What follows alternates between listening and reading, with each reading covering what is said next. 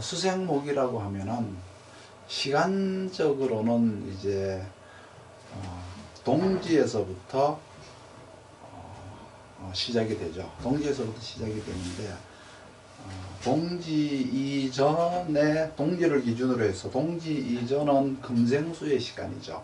그러니까 입동에서부터 동지까지는 금생수의 시간이고, 동지가 딱 시작되는 동지에서부터 이제 춘분까지를 수생목의 시간이라고 하는데, 우리가 오늘은 이제 수생목에 대해서 사계절 수생목에 대해서 한번 알아보도록 하겠습니다. 일단 수생목이라고 하는 의미에 대해서 알아야 되는데, 개수가 목을 생하는 것이 수생목이에요. 수생목이라는 의미는, 이 수라고 하는 것은 개수를 의미하는데, 개수가 간목을 생한다라고 하는 게 이것이 춘절의 수생목이 되는 거예요. 그러면 이제 목은 이제 간목과 을목이 되는데, 개수가 간목을 생하는 것은 춘절이고, 하절이 되면은 을목을 생할 수가 있겠죠. 그러면 춘절은 개수가 간목을 생하는 것을 이제 수생목이라고 하고요. 하절은 개수가 을목을 생하는 것을 수생목이라고 하는데, 이 의미는, 수생목이라고 하는 의미는 지식을 습득하는 거예요. 지식. 글이나 말 같은 것, 이런 것들, 흔히 이제 문과적인 지식이라고 하는데, 우리가 살아가면서 이렇게 삶에 보탬이 되는 지식들을 의미해요. 그 지식이라는 것은 이제 물건과 이제 반대로 기술이나 어떤 그 물건과는 조금 이제 이렇게 대비를 해서 생각을 해야 되는데, 모양이 있거나 어떤 체가 있는 어떤 형상체를 가지고 있는 건 아니고, 정신적인 것들에 대한 의미가 더 이제 강하게 내포되어 있어요. 우리가 어떤 현상을 인식하는 어떤 그런 인식 능력, 그리고 이제 어떤 지식 능력, 지혜, 현명함, 이러한 것들을 의미하는 것이므로, 여기에는 어떤 모양이나 형체 같은 것들이 들어있지 않는, 우리가 어떤 상당히 조금은 이제 그 관념적이라고 볼 수도 있겠고요. 그런 것들을 이제 우리가 그런 지식과 지혜와 어떤 인식, 정신에서 우리가 느끼고 뭐 이런 것들 있지 않습니까? 그런 것들, 이게 뭐 창의력이라고 하죠. 창조 능력, 이러한 것들을 우리가 이제 통틀어서 이제 수생목이라고 이제 얘기를 하는데, 수생목으로다가 이제 배우고 익혔으면은 나가서 써야 되는데, 그러려고 하면은 금생수가 되어 있어야만이 경쟁력이 다른 사람들에 비해서 이제 강한 거예요. 그리고 또 오랫동안 지식을 쓸 수가 있는 거예요. 수생목만 된 사람과 금생수 수생목이 된 사람의 이제 차이는 이제 뭐냐 그러면, 이렇게 금생수가 되어 있어야만이 남들에 비해서 경쟁력이 뛰어나다는 거고요. 그리고 오래 쓸 수 있다. 수원이라고 하는 것은, 금생수라고 하는 것은 수원이라고 하죠. 여기에서 이제 금생수를 나타내는 것은 신금을 나타내는 거예요. 신금의 금생수 수생목을 의미하는데, 때에 따라서는 경금으로 수생목을 할 수도 있기는 있지만 나타나는 현상은 다른 거죠. 그렇지만 춘절에는 신금의 금생수가 필요한데, 이 신금을 이때는 수원이라고 이야기를 하는 거예요. 그 수원의 의미라고 하는 것은 오랫동안 쓸 수 있다라는 것과 더 깊은 학문을 이제 습득한다는 의미가 내포되어 있습니다. 그리고 또 이제 수생목에 대한, 그러니까 내가 수생목이라고 하는 과정을 거치면서 내가 지식을 습득한다는 것에는 반드시 목적이 들어가야 되는데, 그 목적이 없이 수생목을 하는 사람이 있고 목적을 가지고 수생목을 하는 사람들이 있거든요. 그러면 그 목적이라고 하는 거는 우리가 이제 목생화가 결국은 목적이 되는 거예요.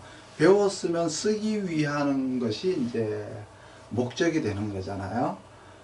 그러면 시간대별로 순서대로 습득하는 건데, 수생목에 대한 목적은 병화가 되는 거예요. 병화. 수생목이 이렇게 시작을 하는 것은 동지부터 시작을 한다 그랬죠. 그리고 이제 이렇게 개수로, 동지에 이렇게 개수부터 시작을 하는데, 목적은 어디가 있느냐 그러면은 병화에 가 있어요. 그러면 개수에서 시작을 한 수생목은 목적은 이곳에 와 있다는 거죠. 이곳에 와 있고, 남들보다가 더 오랫동안 더 이렇게 깊게 공부를 하기 위해서는 금생수를 받아야 된다. 금생수를 받은 수생목이 목적은 병화에 있다라고 이제 보시면 되는 거예요. 그럼 우리가 인생을 살아가면서 목적이라는 것이 있고 목표라는 것이 있어요. 목표라고 하는 것은 그 목적을 이루기 위해서 이렇게 단기적으로 성취해 나가는 것을 이제 목표라고 하죠. 수생목의 과정이라고 하는 것은 계갑과 계을이라고 하는 두 가지 과정을 겪는데, 계갑과 계을이라고 하는 두 가지 과정을 겪는데, 이 두 가지 과정에서 요거는 이제 계갑이라고 하는 것은 자기 개발과 같은 거고요. 자기 개발과 같은 것이고, 계을이라고 하는 것은 능력을 활용하는 것과 같은 거예요. 그러니까 수생목의 최종 이제 목적은 을목이 되는 거예요. 그러니까 목표가 을목이 되는 거예요. 목적은 병화에 있고요. 최종 목표는 을목에 있는 거예요. 즉 말해서 수생목 계갑으로 내가 지식을 배우고 닦아서 계을로다가 활용을 하겠다라고 하는 거죠. 그러면 그 목적은 병화에 있지만 가령 중학교 졸업하고 고등학교 졸업하고 대학을 졸업하고 뭐 대학원을 가고 자격증을 따고 학위를 받고 하는 것들은 하나하나의 짧은 목표가 되는 거고요. 목적이라고 하는 것은, 병화라고 하는 것은 우리가 인생을 살아가면서 큰 목적이 있고요. 그 목적은 30년 후에 50년 후에 이루어질 수 있는 그 목적이 있고, 우리가 단기로 몇 년 만에 이루어져 나가는 목표라고 하는 게 있죠. 그러면 그 수생목이라고 하는 것도 이렇게 나이에 맞게 단계별로 이제 해 나가는 게 있다는 얘기죠. 그래서 계갑이라고 하는 수생목이 있고 계을이라고 하는 수생목이 있다, 이렇게 이제 보시면 되고요. 그리고 나서 이제 또 여기서 이렇게 금생수라고 하는 것은 우리가 배우고 익히고 활용을 또 한 이후에 우리가 그 배우고 익히고 그 활용한 그 지식이나 경험을 남기고 가야 되잖아요. 그렇죠? 그걸 내만 쓰고 그냥 죽을 게 아니고, 그거를 내 후대에, 내 자식에게 이렇게 남기고, 유선으로 남기고 가려고 하면은 이 금생수가 되어 있어야 돼요. 수원이 되어 있어야 돼요. 수원이 되어 있지 않고 그냥 이렇게 수생목만 되어 있다라고 하면은 나만 쓰다가 나 대해서, 그러니까 오래 쓰지 못한다는 거죠. 수원이라고 하는 것은, 이 금생수라고 하는 것은 오랫동안 쓰고자 하는 것들이 이제 요 금생수라고 하는 수원에 내포되어 있기 때문에, 이 금생수가 되어 있지 않으면은 오랫동안 내가 쓸 수도 없을 뿐더러 내가 오랫동안 쓰고 배우고 익힌 것들을 내 후대에게 남기고까지 가려면은 금생수가 있어야 된다는 거예요. 그러면 춘절에 태어나서 계갑으로 내가 수생목을 하는데 금생수로서 수원을 가지고 있다라고 하는 것은 나이에 맞게 통변을 해야 되기 때문에 이때는 이제 내가 배워야 될 시기에 수생목의 금생수는 이제 이거는 뭐냐 그러면 내가 유전적으로 조상으로부터 물려받은 우성인자와 같은 거예요. 학문으로 따진다면은 이제 과거에 옛날에 검증받고 옛날에 이렇게 쓰이던 학문이니까 뭐 고전이라든가 그렇죠. 고전이라든가 동양 철학이라든가 어떤 그 역사를 통해서 우리가 이렇게 면면이 이렇게 흘러오는 어떤 그런 것들이라든가 우리가 또 조상으로부터 물려받은 유업이라든가 아니면 조상으로부터 물려받은 유전자라든가 이런 것들을 통해서 내가 이렇게 금생수를 통해서 내가 받아들이는 거니까 나는 태어날 때부터 조상의 우성인자를 가지고 나는 타고난 거예요. 조상의 유전자를 내가 물려받아서 타고난 거니까 태어나면서부터 어떻게 머리가 아주 현명하고 지식이 뛰어난 사람이 되는 거죠. 그런데 이렇게 이제 금생수를 받지 못한 수생목이라고 하는 것은 내가 태어나서부터 새롭게 시작하고 배우는 거지 물려받은 어떤 타고난 어떤 그 지혜로움이나 지식은 내가 가지고 있지 않다라고 하는 것을 얘기하는 거죠. 과거에 물려받은 조상의 어떤 유전자나 과거에 물려받은 어떤 유업이라든가 이런 것들은 유산이나 유업은 내가 받을 수 없다라고 하는 것을 의미를 하는 겁니다. 그리고 나서 이제 금생수를 받은 사람은 나중에 계갑을 하고 나중에 계을을 한 이후에도 나이에 맞게 또 내가 뭔가를 그동안에 배우고 익힌 거를 남기고까지 간다라는 얘기죠. 그래서 이 금생수라고 하는 것은 이 이제 수원이라고 하는데 수원이라고 하죠.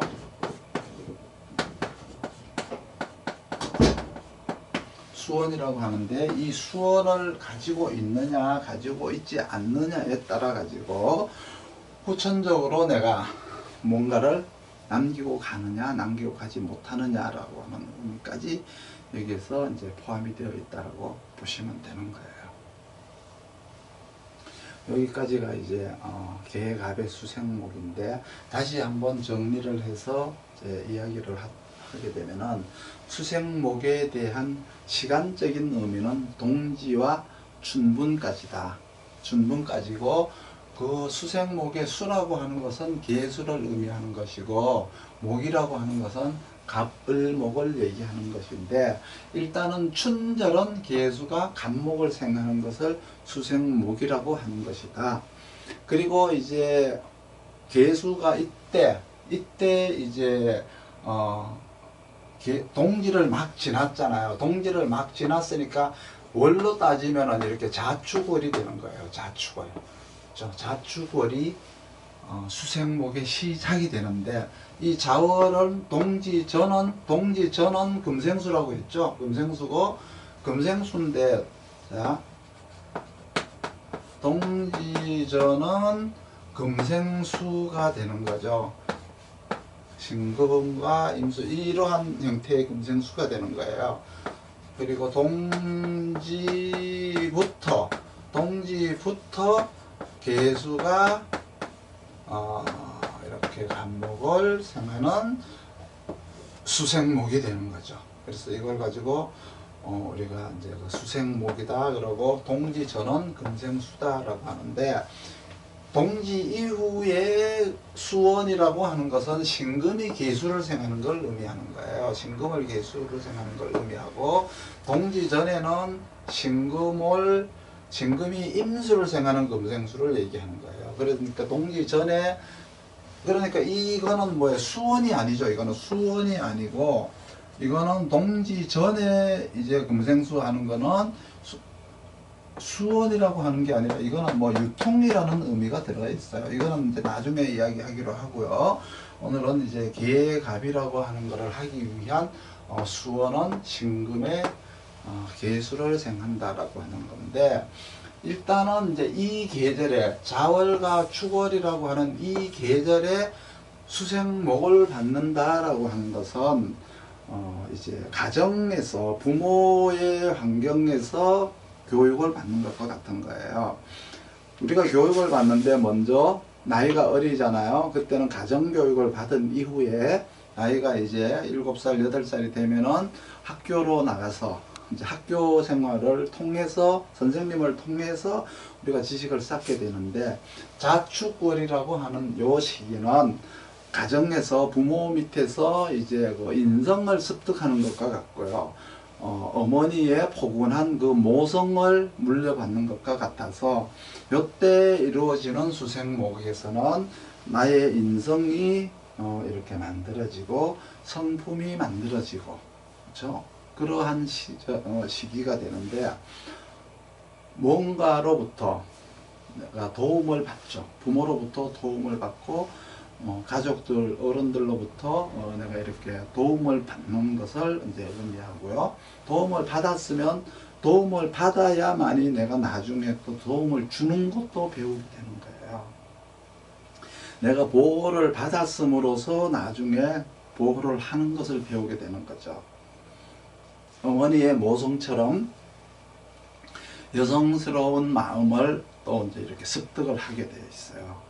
그러면 거꾸로 이야기해서 금생수라고 하는 이 신금, 동지 전까지는 뭐냐 그러면 아버지와 같은 부성을 가지고 있었는데, 수생목이 시작이 되면서 모성으로 이제 이렇게 바뀌는 이제 바뀐다라고 이제 생각을 하셔야 돼요. 그래서 부모 마음에서도 아버지의 마음과 어머니의 마음은 다른 거예요.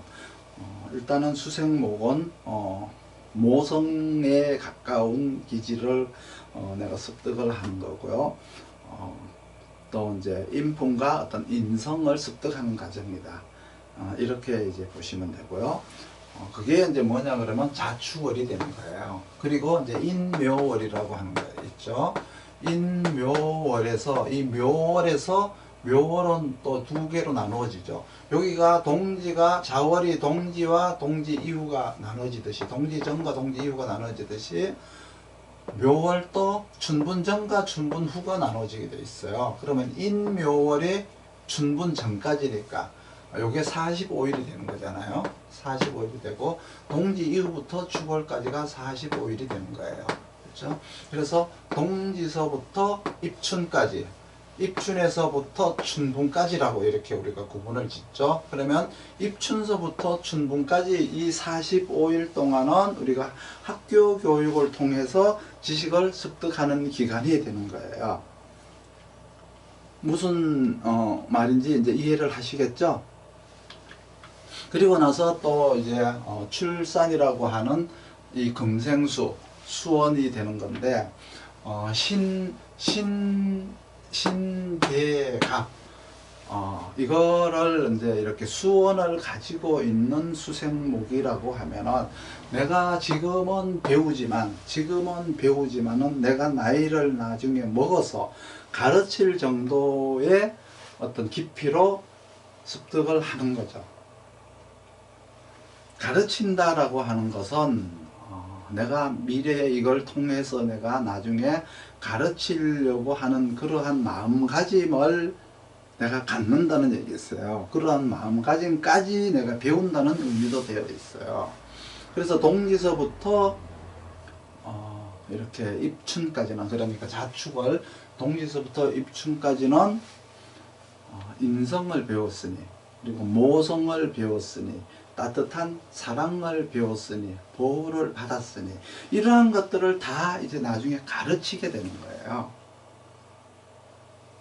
그리고 이제 입춘에서부터 춘분까지는 학교에 가서 선생님을 통해서 지식을 습득했으니까 그 지식을 가르칠 것이다 라고 하는 것이 내포되어 있죠. 그러면 입춘에서부터 춘분까지는 말과 글 중에서 말이 되니까, 그렇죠? 말이 되기 때문에 어학이라고 이제 얘기를 하면 되고요. 자축어른 말과 글 중에서 글이기 때문에 문학이라고 하면 되고요. 입춘에서부터 춘분까지는 말과 글 중에서 말이니까 어학이라고 하면 될 거예요. 그래서 문과 어로다가 이렇게 나누어지게 되어 있어요.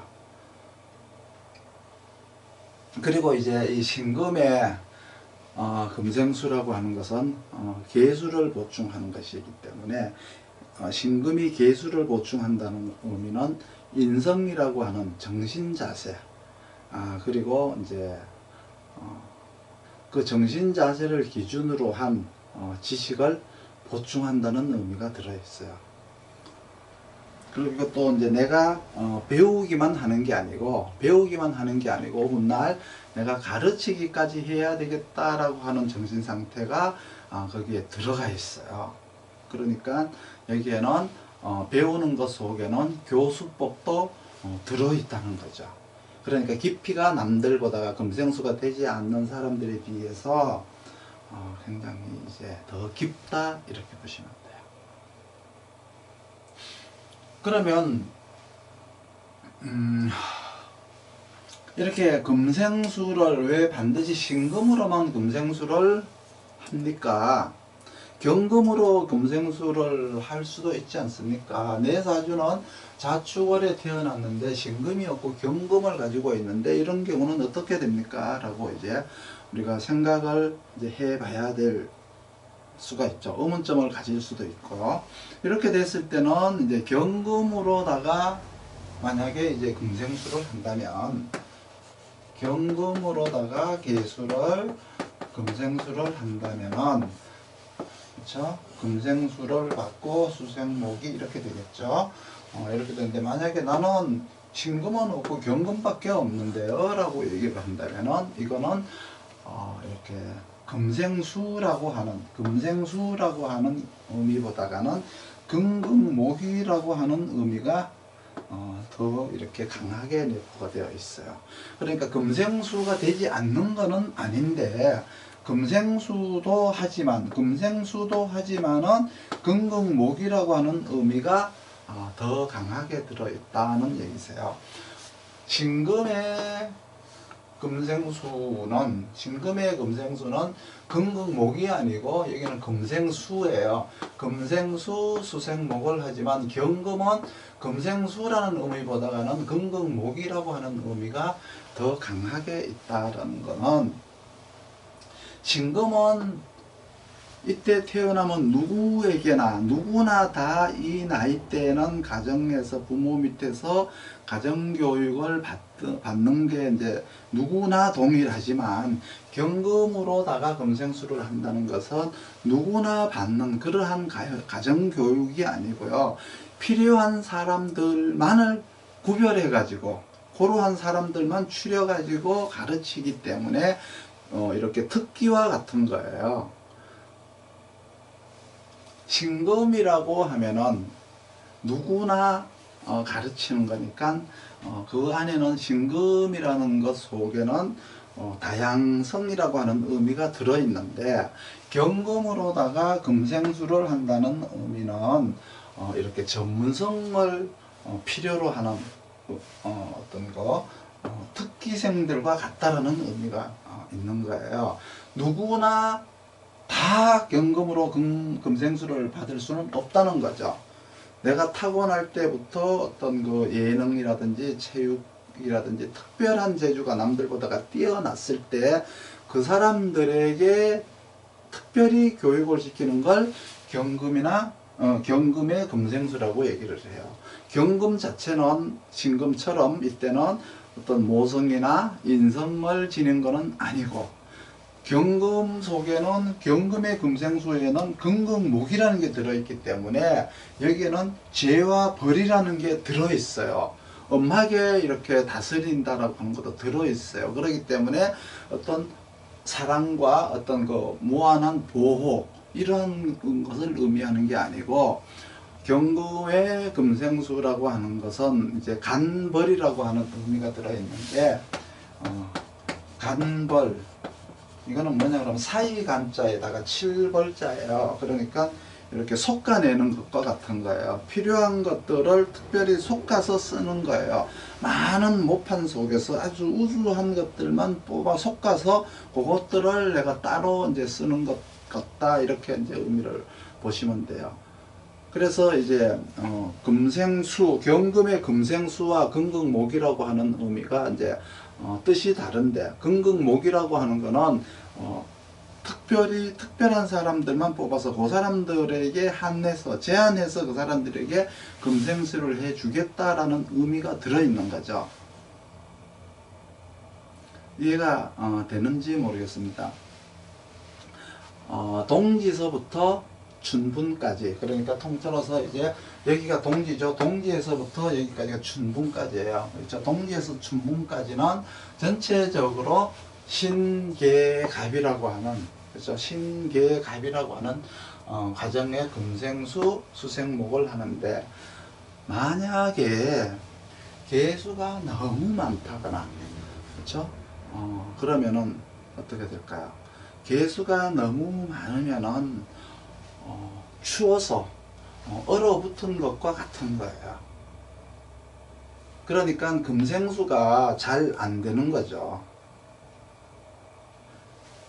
이렇게 되면 여기에서부터 이제 사람과 사람 간의 어떤 그 오해의 싹이 이제 트기 시작을 하는데, 금의 입장에서는 금생수, 나는 너에게 아낌없이 주었다예요. 주었는데 개수는 스스로 많다가 보니까 이렇게 금생수를 받지를 않죠. 금생수를 했지만은 받지를 않은 거예요. 그러니까 이 금이라고 하는 금생수의 이 기운이 목에까지 도달하지를 못하는 거죠. 그러니까 금의 입장에서는 또 이렇게 한편으로 보면은 내가 생내주지 않아도 개수가 스스로 많으니까 또 금의 입장에서도 금생수를 하지 않을 수도 있죠. 그러니까 금생수를 한다고 하더라도 그 금이라고 하는 기운이 목에까지 닿을 수가 없는 경우도 있고요. 신금의 입장에서 봤을 때 내가 도와주지 않아도 너는 충분히 살아갈 수 있을 것 같다라고 생각이 들기 때문에 도와주지 않는다는 의미도 있어요. 이거는 나중에 이제 육신으로 넘어가게 되면은 이거를 이제 인격화를 시켜서 사람과 사람 간의 관계에서 나타나는 현상들인데, 여기에서 이제 오행에서는 이제 개수가 너무 많다는 것은 꽁꽁 얼어붙어서 수생목을 할 수가 없다는 의미가 돼요. 수생목이 되지 않는데 금생수를 해야 될 의미가 없는 거죠. 필요가 없는 거죠. 왜? 공부를 하지 않는데 내가 너를 도와줄 필요가 없다는 의미가 되어 있어요. 그리고 또 내가 도와줬지만 목에게 내 기운이 닿지를 않았으니까 여기에서 이제 오해의 싹이 튼다라고 하는 거예요. 나는 줬는데 너가 언제 나를 줬느냐라고 하는 준 자와 받은 자에 대한 괴리감, 이런 것들이 이제 이 속에서 나타나게 되어 있죠.